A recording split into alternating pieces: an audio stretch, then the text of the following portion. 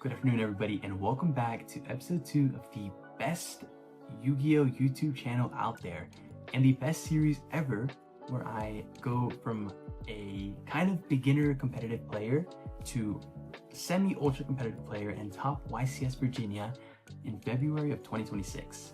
Now, if you guys are new to the channel, or this is the first video you guys ever see me in, I recommend you guys check out video number 1 or video number 0. Episode number 1 or video number 0 to kind of get a grasp of what this channel is all about and what these videos are all about.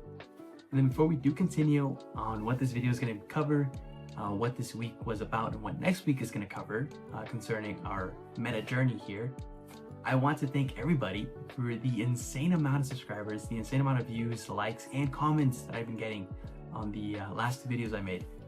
I am incredibly grateful. I had no idea any of this was going to be able to happen, at least not so fast, right? So I'm hoping that, I don't know, soon enough I can get started on creating better content for you guys, on creating, on going to more competitions to play, and then again, create more content for y'all. And then as a big step towards kind of thanking the community, right, for all the love and support, I did upgrade my camera gear, so my camera and my camera gear. Now you guys might not notice just because I normally like to record at 4K and 30 FPS. I have my own settings for everything. So you guys might not notice at first, but there are going to be some key differences, whether it's video lengths, because I normally have to make cuts to kind of make space on my cards or my memory to be able to keep recording. And so luckily, space is no longer an issue. Camera, I can go up to whatever I want on FPS and resolution, so that's no longer an issue either. I'll be making ultra high content for everybody from now on, so you guys please expect the best from me. And if there's ever any issues with the videos I'm making, or if you guys would like to see more content on top of what I'm already making, please just let me know. I will be getting started on some side kind of videos concerning Genesis, or maybe just Yu-Gi-Oh! Discussions in general very soon, so look forward to that as well. Again, thank you guys so very much for everything. I really do appreciate it all. And with that being said, let's get straight into the video. Alright, so considering the title, which is changing the meta, in all honesty, I'm not changing the meta in any way. I'm still completely set on playing the yummy cards and the yummy deck the same way that I was running it in episode 1. There might be a slight change to the main deck where I main deck Droll instead of something else. I'm just not too set on what card to main yet. Aside from that, I do want to talk about something that is kind of shifting the meta in some way. That being the new branded structure deck, which I did also open on episode 1. It is incredibly strong. It's incredibly resilient to hand traps depending on how you run it. And the main issue I'm seeing online at the moment between YouTubers like Pack or other ones that focus mainly on branded lists, which I'll be putting up somewhere here very soon, their videos and just their deck list in general and how they built it. But concerning the main issue I keep seeing is consistency. So everybody keeps running the deck at 50, and I have played branded Despia in a competitive scene before, and I've always ran the card as tight as I could as possible. I've always ran it at 40 to 45 max.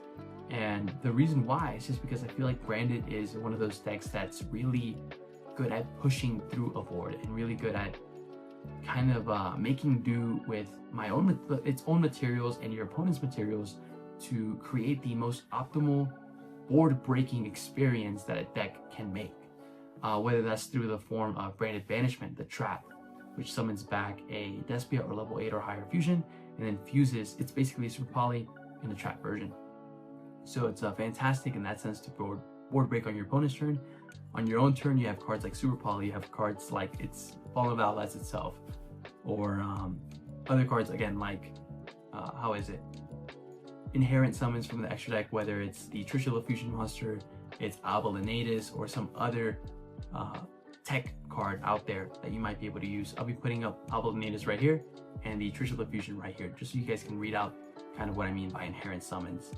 And contact fusions. Contact fusion, not inherent summons. So kind of what I'm thinking, approaching this branded structure deck and then kind of how it's going to affect the meta. I'm just looking to see how consistent the deck is and how consistently it can break through the strongest boards out there, which are Mitsurugi and Yummy, or a combo of both, Yummy Mitsu. And for the most part, I did playtest some of Pack's lists on Branded, his most recent video specifically, and I did not in any way enjoy the test hands. I did not enjoy the way it played. It seemed way too bricky. There were almost no interactions I could play through. And again, I'm not gonna diss Pack for anything. I did really enjoy his video. I did think his list was phenomenal. His strategic approach to the list was kind of what made me reconsider if Branded was a deck to be played, or a deck to at least fear and side for. But the way he was running it was just, I believe it's too complex to be able to play through already complex boards. I feel like to break through a board like just even pure Yummy puts up, which is hand traps, it's layered interactions through the form of tagging out synchros and then synchro summoning on your opponent's turn, on top of having a herald if they go full combo, which they almost always will if Branded doesn't run any hand traps, which they don't because of how tight the deck is. So my main issue that I'm having at the moment is the 50 card lists in general. I don't think Branded is optimized at 50 cards. I think that pulls for more bricking hands, and it calls for just more bricks in general in the deck. I understand the idea of having to run 3 of everything, but if you're running 3 of everything, you can cut it down. It's the same ratio, just lower amount of cards, right? Just so that way you can run more cards like hand traps or even more board breakers. So here on the screen, I'll be putting up Pack's list. Now, Pack's list, in case you guys don't realize, he is missing Super Polys, he is missing Gold Sarcophagus, and a Foolish Burial, which are kind of the staple cards of almost every Branded deck since the deck came out. Just because Super Poly gets you to even your own monsters, or it can get you to Garura or a Mudragon to board break by itself. And something like Foolish Burial and Gold Sarcophagus are great ways to bait out interactions from your opponent and threaten the board with a Branded Fusion, or threaten the board with the Fallen of Albast, or just something in general that will really put your opponent on a very awkward interaction where they have to interact with multiple things if they don't stop this one thing first. And he's missing all of these, and I completely forgot his main explanation as to why, but from his deck list alone, I just disagree with the amount of starters there are compared to the total deck number of cards, which in this case is hardly even, I think, a dozen starters compared to 50 cards, which realistically you're hoping, so again, you're hoping to see 1 in every 5 cards to be a starter. And even then, it's not a 1-card starter. Something like Fusion Deployment does not automatically get you full combo. You're not guaranteed to open up Fallen of Albast and Blazing Cartesia, and Fusion Deployment, and then go Cartesia, make Albion. Even then, you only have 1 line. I mean, you can also go into Gregunal, that's not what I'm intending to explain here. But what I'm trying to say is, you're very limited if you open up a Fusion Deployment plus 1 monster. And you're also very limited if you open up no monsters and a Fusion Deployment, or a Branded Fusion as your only starter. I feel like Branded Fusion is the 1 card to be negating, whether it's through Dracotail Flame, or it's an Ash, or it's a Impulse. There's just so many ways to negate a card like Branded Fusion, where it's just not really worth it to kind of rely on 1 in every 5 cards to be a starter, and then have no board breakers on top of that. So again, I'm not dissing Pack. If you guys watch this video, I commend him for all his strategic thoughts. I think Pack's a great player, and no way do I compare myself to him. It's just, in my experience as playing Branded Fusion and the Branded Despot deck in general, I just don't agree with Pack's way of approaching things. Now, this next list here, I'll put up the YouTuber and the list. This list I can definitely get with a little bit more. I was able to playtest with it a tiny bit online, and I will say 1 in every 5 hands, so that's maybe 1 to 2 times for every 2 matches. I was looking at a brick in my hand, a hand where I couldn't really play, or a hand where I really couldn't do much to kind of interact with an opponent's board or to build my own board. And that's pretty strong in my opinion, considering it's a 50-card list. But again, I just don't think 50 cards is mandatory when you're just running multiples of the same card. and then you can just cut them down to a lower ratio, and you're still looking at them. You're still looking at them in the main deck, but you're just not going to be seeing them as often. I don't know. A question of consistency, I think the consistency is there for Branded Despia if you play it at the correct amount of cards. Now, why am I talking so much about Branded Despia? The main reason why I'm talking about Branded is because this channel is dedicated to topping YCS Virginia. It's not dedicated to topping with Yummy, it's topping with Yummy Mitsu. It's dedicated to topping in general. So I'm trying my best to find the most meta deck of the format, learn how to play that meta deck against other meta decks, and then eventually have enough skills to pick up a deck and then play it as competitively as possible against other competitive decks and do well. That is my goal with this channel. That is my goal with these videos. And so I have to look at every deck that comes up and see whether or not it's a meta contender against the best decks in the format. And when I first looked at Branded, and from what I remember about Branded, especially with Branded Fusion being at 2, I didn't feel like Branded was a contender against Yummy Mitsu, or a contender against Mitsurugi Pure even, or against any of the other top decks, including Dracotail and his various variants. And I started looking at this, and I felt a little bad because Branded Despia is one of my most favorite decks of all time. It got me through a huge portion of my beginner journey into getting into competitive Yu-Gi-Oh! When I was younger in this Alpha Strike structure that came out. So I felt like I needed to give it an opportunity to kind of prove itself against Yummy or against any other deck. Now, the main reason why I'm explaining this is because for the next episode or two, I will be playtesting with Branded Despia instead of Yummy. This past week, I did playtest with Yummy in a regional, and then I went to locals the next day to kind of just see how it did again. At a locals level, it did fantastic. I feel like the only time I really did lose against a Dracotail player was because of a Nibiru in hand, which I just inherently couldn't play around. It was I did my absolute best to play it through the board, and I did. And then on top of all of that, he still had a Nibiru. So for the most part, I don't feel bad about that loss. It's not a skill issue, just mainly a luck issue almost. He had the one card that would stop everything that I was doing. So for the most part, it was perfectly fine in my book. And in no way do I feel like my list of Yummy is doing bad against the current meta or against mirror match or even rogue decks in general. I feel like we have an answer to everything with the list we've been running on the channel, and for the most part, it feels great. But these next 2 episodes, like I already mentioned, this one and the next one, will most likely be fully dedicated to Branded Despia and then just making it as competitive as possible, and then eventually just finding out whether or not it really is a meta contender and it really is worth to run in this format. Now, how am I approaching this deck building of Branded Despia? I'm approaching it in a sense of trying to limit the deck to 40 cards exactly and trying to make the deck as board breaking as possible. So I'm including cards like Super Poly, Thrust, Talons, Fubulos for sure, just because I feel like Fubulos is a amazing staples. And like I said in episode 1, I feel like Fubulos is a hand trap as well as a board breaker in and of itself, just because it limits the amount of cards your opponent plays and it limits their own board by a lot. It's the same as playing Super Poly, in my opinion, again. So I'm definitely maining those cards for sure. I'm thinking to kind of go against the Dracotail matchup. I will be playing Forbidden Droplet just because I'm scared of Flame and I'm scared of other cards that might target my cards to bounce back or to negate, and then I won't be able to get my Aluber effect, or I won't be getting my Branded Fusion effect or any other effect, and I can't negate it, right? Because there's no inherent way to negate back row with Branded Despia. So my main intentions with dealing with that is Forbidden Droplet. Let's say I go Branded Fusion, and then I'm going against a Dracotail player, and they use Dracotail Flame, target my, I might be saying it wrong, I believe it's Dracotail Flame, but one that targets a face-up spell trap to negate, and then let's say they chain that trap to my Branded Fusion, target my Branded Fusion.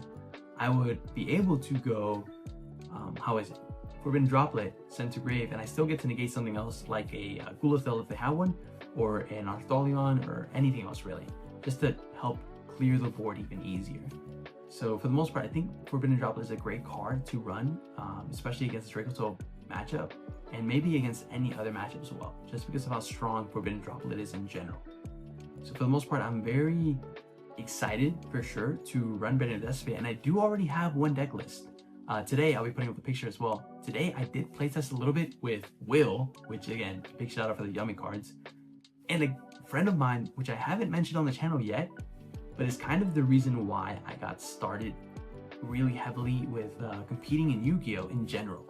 Now this friend is Ben, and Ben's been away for school for almost about half a year-ish, maybe a little bit more, and he just recently came back to visit, and we've been hanging out between Will and him to kind of just catch up, play test, and then just kind of figure out if this branded deck really is something worth playing.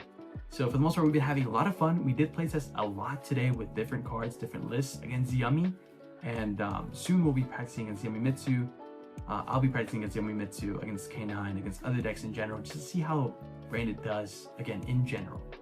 And for the most part, we went, I believe he went 2-1, and I went 2-1 against Will, who Will was playing Yummy. We were both playing branded. And we are sharing the same list, which is a 40 card list. Like I mentioned before, it is a 40 card list. We feel like it's incredibly consistent. We consistently saw Super Poly, and even when we didn't see Super Poly, we saw enough engine in our hand to push through a full Yummy combo board. We had to deal with a Herald, we had to deal with a Snatchy Synchro into Cookie, we had to deal with the regular Cookie, Cookie, then we had to deal with the regular Cookie level 1 Pop, the Lollipop Shuffle from Grave, or Banish from Grave, and we had to deal with hand traps on top of all that. The only time we felt like we were set to lose, really, there was no real interaction where we could have done something better or played around it, was whenever we cleared the whole board. We cleared the Herald, the Cookie, the Snatchy. We did not let him get to a Croaky, and he had hand trapped us already. We were down to our last 2 cards in hand, and we were able to play a branded fusion, and he didn't ash it. We felt confident. I think he had 1 card left in hand. No surprise, he had already used a surprise. So again, this is very late into the turn, and we go branded fusion, summon Albion, the Shrouded Dragon, or the Albion the Fusion Dragon. We go to use his effect, and I'll be putting up Albion up here. We go to use Albion's effect, and when we proc Albion's effect, he goes Imperm, target Albion. Dude, he held the Imperm through the entire turn. He held the Imperm through the entire interactions with his Yummies against our branded deck, and even then, it was ridiculous, right? So at that point, if he didn't have Imperm, we would have had full game. It was we had a Cartesia in hand, as well as 1 extra Alubra in hand, and then we also had, of course, the Albion, which we were going to use this effect for more. So for the most part, it was definitely a I don't know, it was definitely a stroke of luck on Will's part with the Imperm set. But if he didn't have the Imperm, it would have been great. If he had it, so it really wasn't a skill issue. It was more so of a luck issue. Again, like I said, so it's a luck issue.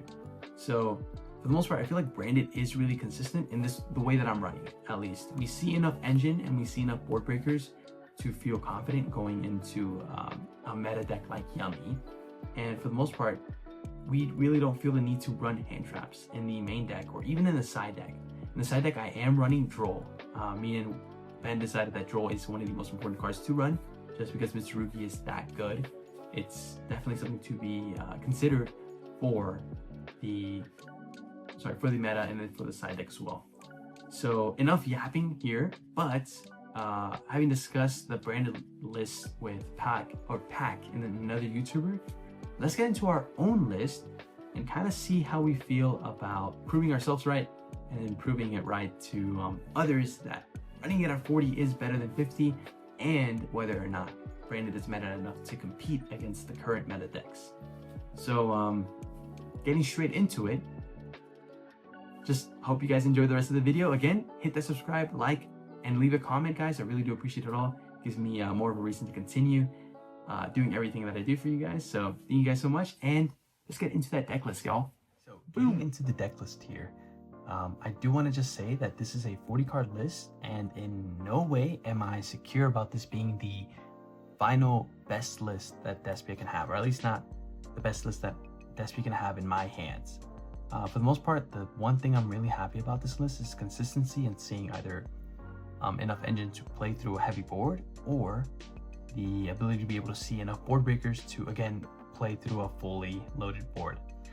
So before we do get into the video, I'm not sure if you guys remember from video number 0, I did say I pulled like 9 5-manas trying to get the Yummy Field Center. So I am using one of them for the branded deck, which I just thought was a little funny here. So the 1 5-mana is our Field Center, and then our main deck, let's take a quick look here. We have 3 Aluber, straight up, this is all straight out of the structure deck basically, so really happy with this. But 3 Aluber, 2 Albaz. I feel like 3 is beyond unnecessary.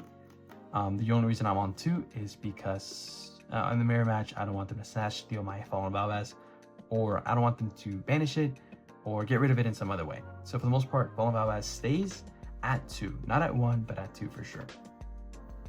2 Guiding Quem, this is pretty standard. 2 Guiding Quem, 2 Cartesia, 1 Ecclesia. I do feel like Ecclesia is a great card with a new support, either the Fallen of the Virtuous or the new basically Towers kind of fusion monster, which I'll be showing you guys in a second. And then I am on 2 Albion the Shadow Dragon, not on 3 like most other lists are, just because of the fact that this by itself is not a full combo. So I mean, you can use it to pitch from the, you can chain it in hand, right? So you use it in hand to pitch from deck and then draw 1. But the best card you can pitch off of it is, I mean, in all honesty, it's Retribution or Sword. And if this is the only monster you see in your hand with 3 other cards that are semi-dead cards, like a Retribution or a Sword Engrave is not getting you everything you need. And a draw, most likely out of 50 cards, is also not getting you everything you need. So for the most part, I think 2 is beyond great. I saw it enough times today to feel confident playing it at 2. In no way did I feel like I was ever missing it at 3. And then if it doesn't get negated, and it's either in the grave or it's in the it's either in the grave sent from Guiding Quem, or it's in the grave from another effect. For the most part, I do love it being in grave just because it's considered an Albaz. So on top of having these 2 Albaz, you also have these 2. So it's fantastic in that sense, at least in my opinion. And then we have the 1 Mercurier for the negates. I feel like 1's beyond better. Feels fantastic. It came up so many times today, the Mercurier, whether we hard opened it or we did a combo line. So there was one situation where we actually got to do a line. It was a Foolish Burial, the Mercurier active effect to search for this this Albion right here. There you go, Albion, send to grave. I forgot if it was Sword or Retribution, the one that adds from, I think it's Sword, that adds from hand, from banishment to hand. So we went, what is it? Gold Sark, banish Mercurier, search Albion. Albion, dump Retribution. We get the search 1. I'm sorry, dump Sword, get the search 1, or draw 1 off the Albion. Then we go Sword, add Mercurier to our hand. So we get a +1, and we get a Mercurier in our hand off of a just 1 Gold Sark. So that's a monster negate +1, which in my opinion is fantastic. I mean, yes, you are going through a couple of effects to get there, and there is a form of, you know, getting drolled or getting interrupted in some other way through an Ash or something else, where it could hurt. But again, like I said, your opponent is forced to respond to a Gold Sark and forced to respond to a Foolish Burial because of certain lines like that. So for the most part, 2 Albion is staying, 2 Guiding Quem is staying, Mercurier is staying, just because Guiding Quem can dump the Albion too. We have 1 Tragedy. I feel like we don't really need to say more about this one. The only thing I will say is that this is the monster lineup for the deck. And what I feel like I am missing is Dramaturge, which I'll be putting up a picture just so you guys can read it. But Dramaturge, for the most part, I would like to use as part of my end board, or as part of developing an end board of my opponent's turn, just because of how consistently it can come back from getting banished and used as fusion material. And in so many cases, I already have an Aluber in my hand. I have a branded opening, I have an Aluber, and I have a Tragedy. So it seems like I'm wasting all of these effects, and these are all just dumb effects, just to get multiple copies of Aluber in my hand, when instead I could be getting a Dramaturge and getting almost be it better than a full combo with the Dramaturge in hand. So for the most part, I am thinking of adding 1 Dramaturge. What I'm going to cut out yet, I'm not too sure. I'm stuck on cutting the Blazing Cartesia, and I'm stuck on cutting the last Fallen of Albaz. Again, like I said, I'm not too sure. Dramaturge is a great card, but is it that good enough to kind of, you know, break the consistency between these 2 cards? I'm not too sure yet. So I'll definitely be playtesting some more. Hopefully by the next video, I'll have an answer as to whether or not I'm running Dramaturge. But just so you guys know, right now I am planning on running it. And then let's see, clearing the monsters. Let's get into our spell lineup, which you guys are definitely going to find interesting here. And definitely controversial depending on where you guys stand with the branded deck. We do have 2 branded fusion. Again, you have to max it out. 3 branded opening. 1 lost. 1 white. 1 red. And this is the controversial part. 1 Fallen and the Virtuous. Now, Fallen and the Virtuous, if you guys don't know, has 2 different effects. One is, it's a quick effect spell regardless, or a quick play. Regardless, it's a quick play, and then the first effect lets you send 1 monster that mentions Fallen Battles from your extra deck to the graveyard, and then target, destroy a face-up card on the field. The second effect is, if you have an Ecclesia monster in your field or graveyard, target 1 monster in either graveyard, special summon to your field. Everybody I see online runs Fallen and the Virtuous at 3. In my opinion on the matter is that in no way is Fallen and the Virtuous a starter, an extender, or really and honestly anything but a board clear. I mean, really, that's it. It's not a starter extender. It's just a board clear. And there's no reason to run this at 3. That's like me saying I'll be running MS. Oh no, I guess it's not. I was gonna say MST at 3, but if you're running MST, you need it, right? I don't really know what a good example of Fallen and the Virtuous is, but it's just not that good of a card to be running at 3 and then breaking on every single game just because you want to get that pop effect or you want to get that recycle effect when you don't have an Ecclesia engrave. And it's definitely something, right? You can only activate 1 of these per turn, so it's not like you can use both effects on like you can for Yummy Surprise. And again, I don't really see the appeal to run 3, especially in a deck that's already a little bricky because of how many 1-ofs you have to run for different scenarios. But for the most part, Fallen and the Virtuous, definitely good at 1. In no way did I miss it being at 2. It only came up once today to kind of help clear some back row. Not some back row, I'm sorry, to clear one of the Yummy monsters just so I can OTK. But aside from that, in no way more than 1, really and honestly. Like I said, not a starter, not an extender. So that's controversial. Not sure how everybody else feels on the Fallen and Virtuous being at 1, but this is my take on the card. Then on top of that, we have 1 Foolish, 1 Gold Sark, which feel kind of necessary for the deck just because they're starters in and of themselves, plus extenders or nib proofing by getting to your Mercury in a really easy way. And then these are some proxies just because I'm letting Lolo borrow some cards, but these are 2 fusion deployments, which I'll be putting up on the screen again in case you guys don't know what they do. But the main effect here is that you reveal 1 fusion monster in your extra deck and then summon 1 of the materials listed on it from your deck. And here the only targets are Granguganol,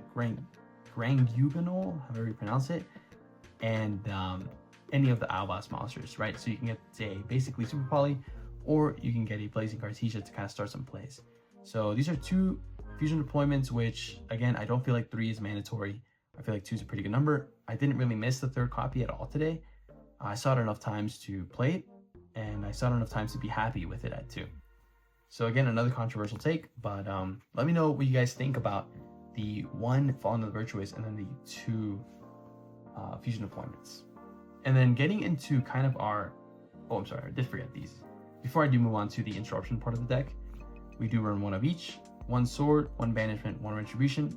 Sword and Retribution are kind of for their recycle effects. Retribution is a great card regardless. It's basically a solemn card for branded, but we mainly use it for Retribution to set cards from your graveyard and Sword to add back from the Banishment. And then Banishment we use to make, I'll show you guys real quick, either the Dragon that Devours the Dogma on the opponent's turn, and then shout out Ben for trading me the secret rare. Fantastic card.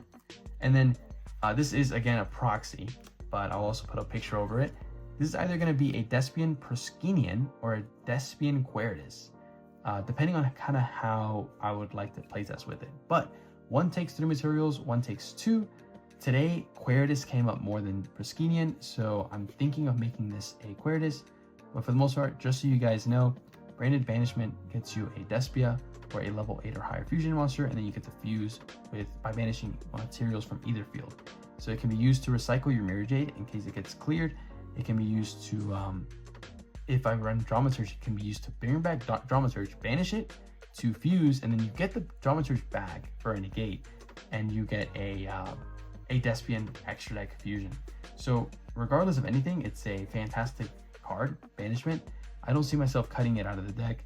I do see myself siding it out if I'm going second, which of course you have to. It's a trap that you need to set. It has no other effect.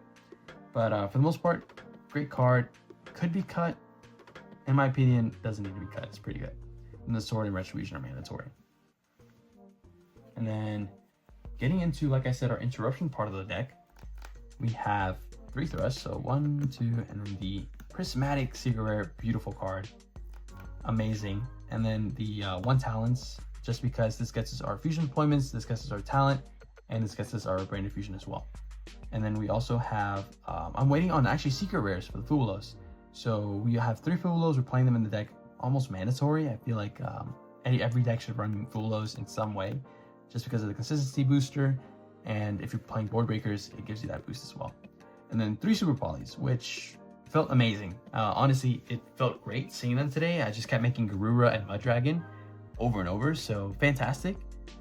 Considering this is all I run for my quote-unquote interruptions, it's definitely more than enough in my opinion. The deck is already so resilient to pushing through, like I said already, a full board.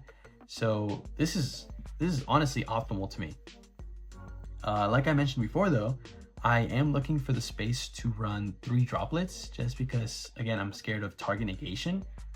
But for the most part, this is the interruption part of the board, which again, these are 3 Fubulos, the Tactics, Thrust, and then 3 Super Polys. So in no way do I regret my quote-unquote board breakers. I feel like they're pretty well, they're consistent enough to make a dent in my matches, so it feels great. And then 1 Mirror Jade, 2 Albion, 1 Lubellion, 1 Riddenbrum, 1 Brigand, 1 Titaniclad, 1 Sprint, 1 Abelonatus, 2 Grand Guignol, I keep forgetting how to say it, 1 Dragon that Devours the Dogma. And these are the Albas or Brain Infusion cards that you can make here. If you guys don't know Dragon that Devours the Dogma, I'll be putting them up on the screen. It basically becomes a towers whenever you're having Ecclesia on the field or in the graveyard. So it's pretty easy to put in the grave with Brain Infusion, or if you hard open it. So regardless, this card is almost always going to be unaffected by everything. And then if this card is special summoned, let me read off the effect. If this card is special summoned, you can shuffle up to 2 cards from your graveyard, from any graveyard and or banishment into the deck.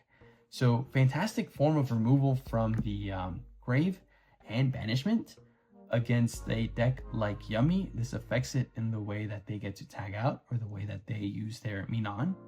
So fantastic card overall. You can also stop them from recycling their surprise with Marshmallow too. So this is definitely an interesting card. I didn't get the chance to play it that much today, but for the most part, it's a great card. It's also a great Super Poly card and a great banishment card, because it takes 1 Follow to Albas, 1 Light or Dark, and then 1 effect. So beyond perfect. Then we have the 2 Grand Guignol, which it basically just extends your lines. It dumps a fusion from your extra deck, and then if a monster is special summoned by an opponent's activated monster effect, you get to tag itself out for a Despian card, which is kind of how you cheat out the Queritus or the Praskinian. Then Abelonatus, it's a contact fusion. Pretty great. I mean, really and honestly, it's just the secondary Albion for the set or add to hand spell. It's add 1 polymerization normal spell or 1 fusion normal spell from your deck to hand. So in that case, you add Brain Infusion for follow-up. Sprint is fantastic. I'm using it for its main effect, which is you summon it with Fallen Valve as an effect monster special from this turn. Then during the end phase, you can move it to another monster zone and then destroy all cards in that zone, which is fantastic. Titaniclad, just to help OTK at times. Not really too much to say there. And then Brigand, it's just, if I'm facing a deck that kind of likes to pop a lot and I need a body to stay on the board so I can keep playing, Brigand is normally what I like to make here. Riddenbrum, vital combo piece, especially for playing on your opponent's turn. It kind of helps you super poly on your opponent's turn by summoning back Fallen Valvas if itself and Fallen Valvas are in the grave. 1 Lubellion here, 2 Albion, that's pretty standard again, and the 1 Mirror Jade. Like Pac said in his video, The secondary Jade almost never comes up. You just always recycle the first one, and that's more than enough, especially in a deck that has so many more options to play with. So let's get into the rest of the extra deck. We have the Super Poly targets, 1 Mud Dragon, 1 Garura, and then the proxy for right now, which is either going to be Praskinian or Queritus, which it's up to y'all's discretion. In my opinion right now, Queritus is the most likely card I will be playing, just because the Dragon that Devours the Dogma is already a great banishment and Super Poly target. So this just might end up being a, how to say, a Queritus for the most part. All right, and then the side deck definitely could use some work for the most part. I do like where it's at, but this is my side deck for Branded SBL. It's gonna be 1 Magnamut, 1 Druisworm, 1 Serenir. You're not really using any of these effects, except for, of course, the Magnamut and Druisworm, to kind of just help put some more pressure on the opponent and how they interact with you. The Serenir is just there as a, I mean, you can use it as an extender by sending to grave a Branded Spell Trap or as a recycler. So it is pretty good, but not really there for that. It's just a great Bisteel to have. And then, like I mentioned before, 3 Droll, because Mitsu is just that good. I am on 2 Kaijus for the board breaker aspect of the deck, 2 Lava Golem, again for the board breaker aspect of the deck, 1 Black Oak Labs to counter Yummy, just because against pure Yummy you just call Snatchy full, that's full negation right there. Let's see, 1 Fusion Duplication. Again, if you're going first, you feel like you're going to get ashed often, or you're going against a really hand trap heavy deck, or even board breaker heavy deck, Fusion Duplication just helps out a lot here. 1 Anti-Spell Fragrance, again to counter Yummy, Mitsu, and any other board breaker deck. And then 2 Solemn Strikes, which just feel pretty great in general. This side deck, I tested it out today against Will and against Ben, playing the mirror match. It felt fantastic in every way. Anti-Spell hits almost every single deck out there, and Solemn Strike is just a fantastic card. You only pay 1500 per effect, and it negates that monster summon or monster effect activation. So pretty good overall. The only thing, again, I would probably be changing is the Bisteels. These will probably end up being my Forbidden Droplets, but in all honesty, I really do like having the Bisteels. They're a free body. They each have their own valuable effect to the deck. And against the best deck in the format, Yummy, it hits either the Herald, it hits the Minon summon back target, which they don't target, but it hits it. And it just hits a whole lot of cards that you can hit to stop certain interactions. But that is the end of the deck profile. In case you guys didn't catch it, the main deck is 40 cards, side deck is 15, and extra deck is 15. Consistent, beyond consistent in all honesty, and just great against the mirror match, great against the best deck in the format, and just great in general. But that is going to mark the end of this video, you guys. Again, thank you all so much for all the love, support, and like I mentioned before, please hit the like, comment, subscribe. Even if you guys just want to leave a comment, please do. Like I mentioned before, it just really gives me the motivation to keep going. And yeah, guys, hopefully you guys enjoyed this video. Within a couple of days, I'll have episode 2, part 2, or episode 3 out, depending on where I'm at with the videos. And yeah, hopefully you guys enjoyed everything. I'll catch you guys in the next one. You'll have a great night. Thank you guys so much for everything. Boom!